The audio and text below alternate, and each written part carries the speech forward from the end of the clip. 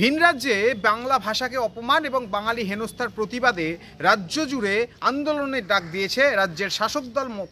তৃণমূল কংগ্রেস। আর এই আন্দোলনের ডাক দিয়েছিলেন রাজ্যের মুখ্যমন্ত্রী তথা তৃণমূল সুপ্রিমো মমতা বন্দ্যোপাধ্যায়। তবে এবার রাজ্যের দ্বিতীয় পৌরসভা হিসেবে একেবারে রাজ্যের মধ্যে প্রথম এক অভিনব চিন্তাভাবনা গ্রহণ করেছে শান্তিপুর পৌরসভা। ইতিমধ্যে শান্তিপুর পৌরসভার বিওসি মিটিংয়ে অর্থাৎ বোর্ড অফ কাউন্সিলের মিটিংয়ে সিদ্ধান্ত হয়েছে এবং রেজলিউশন পাস হয়েছে যে শান্তিপুর শহরের যে সমস্ত ব্যবসায়িক প্রতিষ্ঠান রয়েছে তাদের ব্যবসায়িক প্রতিষ্ঠানের নাম দোকানের বাইরে যেগুলি লেখা থাকে সেগুলোকে বাংলাতে করতে হবে এবং এই বাংলাতে করার আবেদন ইতিমধ্যে সমস্ত ব্যবসায়ীদেরকে জানানো হবে এবং তার সঙ্গে সঙ্গে এই বাংলা লেখাকে অগ্রাধিকার দিয়ে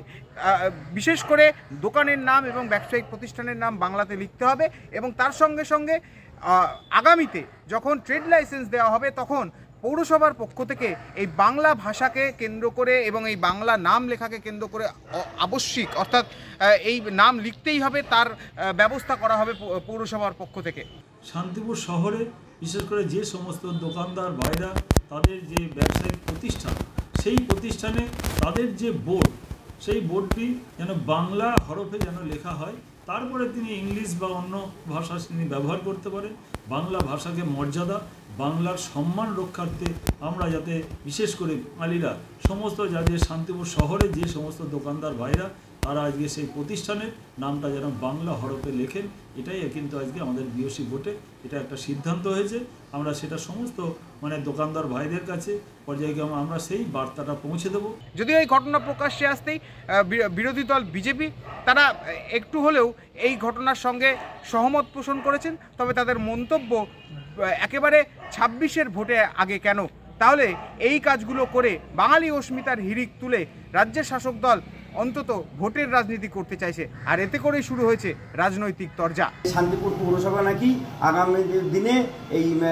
বিশেষ করে ট্রেড লাইসেন্স দেওয়ার ক্ষেত্রে বাংলায় যে হোর্ডিং লেখা বা বাংলায় তাদের যে নাম নেম প্লেট সেটা করতে বলছে। সাধুবাদ, এতে তো জানাচ্ছি যে বাংলায় থেকে যদি কেউ ব্যবসা বাণিজ্য করে তাহলে বাংলায়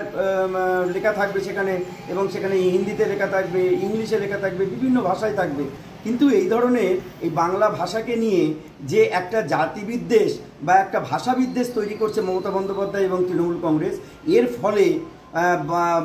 বাইরের রাজ্য থেকে যে সমস্ত কর্মীরা আমাদের এই বাংলায় আছেন তারাও যেমন অসুরক্ষিত বোধ করছেন, ঠিক সেরকম এইরকম বাংলার সাধারণ জনগণ যাদের বেশিরভাগ অংশটা আজকে ভারতবর্ষের বিভিন্ন রাজ্যে আছে সেখানেও তারা বিভিন্ন রকমের অসুরক্ষিত বোধ করছেন। কেবল ভোটের রাজনীতির স্বার্থে এই ধরনের ভাষাবিদ্বেষ, এই ধরনের জাতিবিদ্বেষের রাজনীতি মমতা বন্দ্যোপাধ্যায় খেলছেন, ধিক্কার জানাচ্ছি।